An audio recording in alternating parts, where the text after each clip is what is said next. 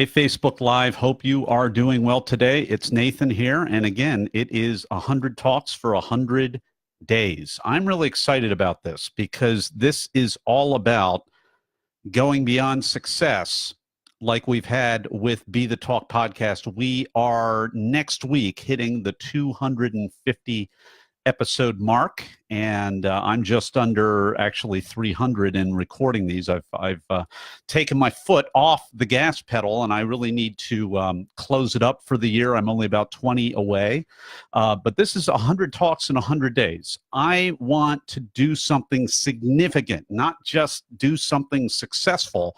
And my best success, I learned this from John Maxwell, my mentor, when we went to Guatemala together several years ago. You know, if I'm just going to produce and be successful on my own, I'm never going to be significant. So here's what we're going to talk about today. We're going to talk about what I call, we're going to jump right into it, the referral dilemma. I'm going to tell you a story of something that I went through about 2 years ago now, maybe a year and a half ago. Maybe this has happened to you as well, because if you've ever referred other people to other groups that have a call for speakers, or they're looking for good speakers, and those of us who are in the personal space where we are speakers, where we are consultants, where we are coaches, where we're trying to make a difference, those of us in that space will know other people in that space who are our friends, and we want to be helpful.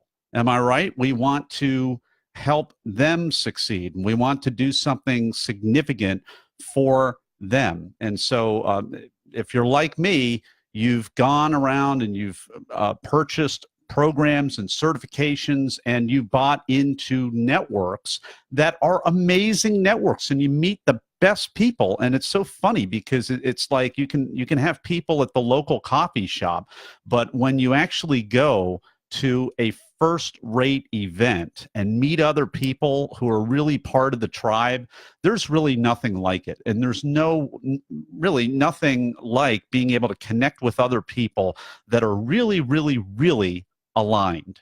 And so when you see events like, a Idea City or a TEDx or something like that, and they're saying, hey, call for speakers, and maybe it's, not too far away from you, what do you think? Hey, I want to reach out to this person. I want to reach out to this person. I want to reach out to that person. So this is, have you been there? First of all, you might have been there, or if you haven't been there, you've thought about it. You're like, I know this person, I know that person, I know the other person, and they should be over here. So what do? You reach out to them. Well, I was in that exact spot a couple of years back, and I wanted to reach out to some of my best friends, and I reached out to many, many of them because they were all capable. I know hundreds and hundreds and hundreds, literally, of speakers. I'm not lying. Look on my Facebook profile. I know so many speakers, and I've been on other stages before. I've been on stages I won't mention. You can just go through my photos and you'll see some of those stages. It's been amazing all over the world, and being able to connect with other people. Well, I want to pay it forward. So I reached out to several people, and 3 of my friends actually got back to me, and they said, hey, we want to do this. Give me the details. How do I apply to this thing? And 3 of them actually took time to apply. And here is what I learned from that. What I learned is a number of things. One thing that I learned is I need to do better than this. I'll just finish the story first of all. 3 people applied. 1 out of the 3 made it in. 2 out of the 3 did not make it in. And these are amazing speakers. These are people that have written amazing books. All 3 of them have amazing ideas that need to be heard. And then when I got to this point, it's good to take action. It's good to not overanalyze and think about things that could go wrong. It's better just to reach out to people and connect and make stuff happen. And it's really good when your friends take action And, you know, this is just the beginning stage, the rejection stage. When you apply to like a TEDx or another branded talk like that, that rejection stage, unless you're very, very fortunate and very, very, you know, amazingly good. It's not about being amazingly good because there are all kinds of different criteria.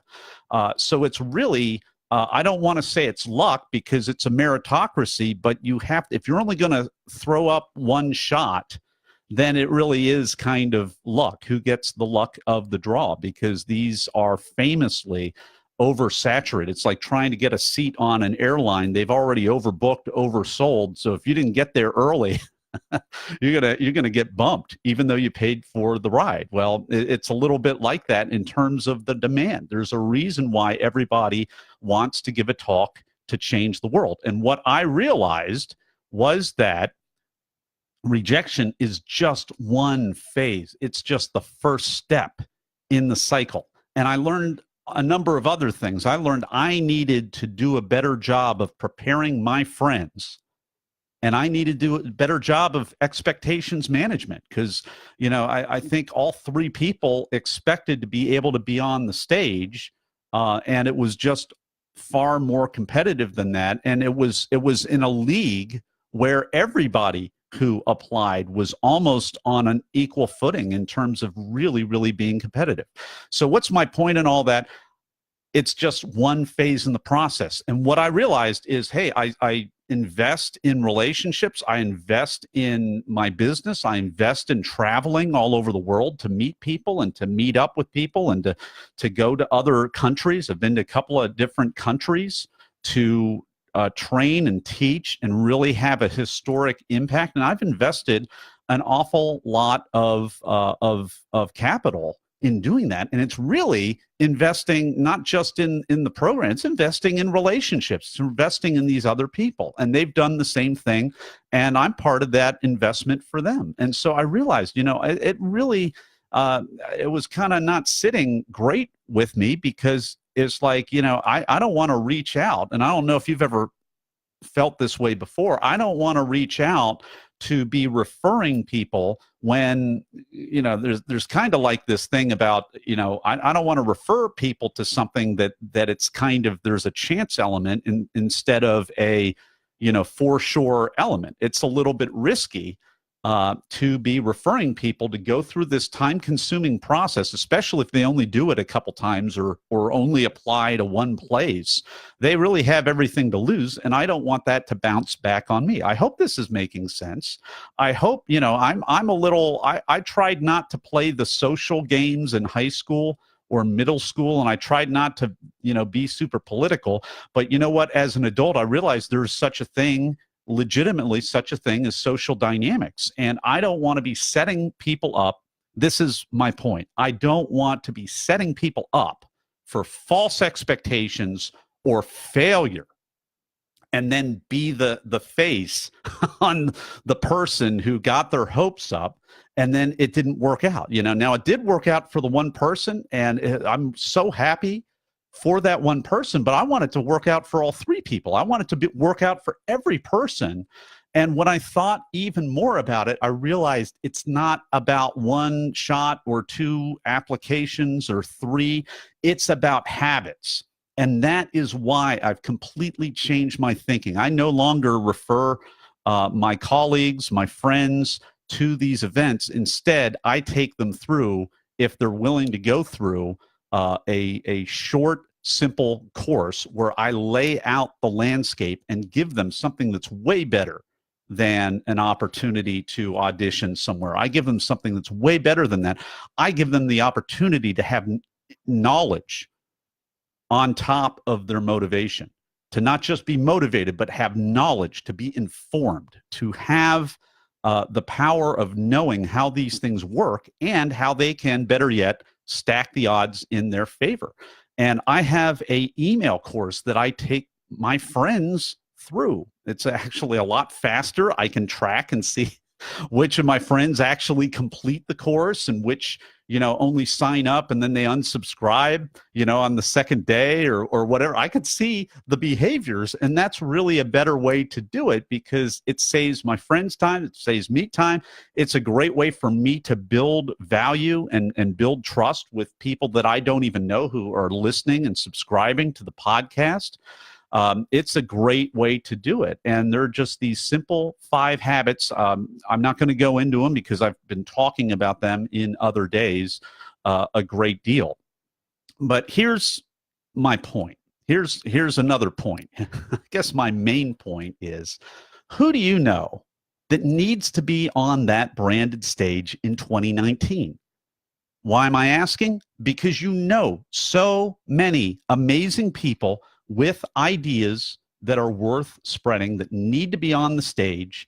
And you know what? Just like 2 of my 3 friends who actually applied and didn't even get the chance to audition or to go farther in their application, and then it kind of bounced back on me. And it's not like they blame me or anything. It just left me, it just left both of us, really, all 3 of us, in a little bit of an awkward spot because, why refer people to a really intensely competitive process without giving them really all the information they need to know, and how, better yet, to stack the odds in their favor. That's what I do in the email course. Who do you know that needs to be up there giving a talk in 2019? That's what I'm dedicated to doing. I'm out here on Facebook Live, just like a carnival barker. I mean, I am just really out here alongside everybody else and the grandmother who are doing these Facebook Live videos. Only what I'm doing is trying to get you and the people that you know up on that stage, because I know this: half of us are going to be self-employed in 10 years, according to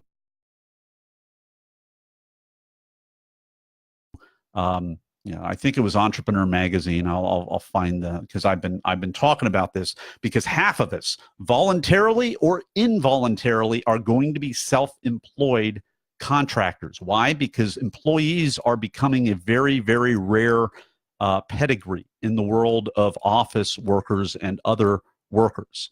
And if you want to have a trajectory, if you want to have a media kit, if you want to have a portfolio that outshines everybody else, you need to get on one of these branded stages. I'm just going to say it. You need to do that. And if you've already been on the branded stage like I have, we need to get back out there again and get on another one. If we're not happy with the way the video maybe turned out, or how it all went, we can do it again. It's a lot easier to do it again once you're already in the club. But I want you and everybody or at least 100 people that by the end of the year, I want you to get in the club and bring them with you as well. Got a completely free email course that gives you everything that you need to know. It's called Get Accepted in a Minute. And this gives you the habits to become stage worthy and to not necessarily have the perfect idea, but to have the persistent idea so that you can stack the odds on your side. That's actually opposite how almost everybody else does it. Everybody else, what's the perfect idea? What's the perfect idea? I need to hire a coach. I need to hire a speaker coach, whatever. And you should hire a speaker coach. You should. However, you should do that after you get accepted. Because if you hire a speaker coach and you don't even know if your talk is accepted, that is going to hold you back. It's going to be a little bit frustrating. And frankly, it's easy to stack the odds in your favor if you are applying these 5 habits that will get you around the roadblocks sooner or later. That's all the time that we have for today. What questions do you have? Reach me either here or reach me at nathan@bethetalk.com. I want to hear your questions about this confusing, mysterious audition application process that so many people are so curious about. They don't know about, and they're afraid to ask. They're afraid to ask the questions. Why? Because they don't want to look silly or stupid or ignorant or ill-informed or whatever. And they're not. It's just a mysterious process unless you really dig into it, like I have, and you know, the people that you know who have given talks, you can reach out to them too, except they're not on Facebook Live basically saying, I will tell you what you need to know based on my own personal experience. I'm happy to do that because I believe in the democratic stage. I believe in the principles. I believe that you are a talker and you have great ideas that need to be shouted from that stage, but there's a gulf. There's you know, there's a process, and it's going to wear a lot of people out. And that, like my two of my three friends, to my knowledge, I don't want that to happen to you. I don't want that to happen to the people that you know. And it's so important for your career in a world where we have fewer and fewer employees and more contractors that have to buy their own insurance and do all these things that a lot of people just never bargained for. You know, even in this uncertain world that we live in, so many people just want to put, you know, legitimately be a good, faithful, hardworking employee. And, you know, I hope that that happens for every single person that wants that. But you know what? Involuntarily, the world is shrinking the funnel. And all I'm saying is that giving a TED talk or a branded talk like that is one of the few things that is universally recognizable and sets you apart as someone worth listening to. And it's a stepping stone. It's not the end all. It's not the end all. It's just a really key stepping stone for a lot of people. I want it to be your stepping stone. Nathan@bethetalk.com. Send me your emails. I will answer them on the upcoming webinar. And I want to add value to those you know. Take care, everybody. Have a great day.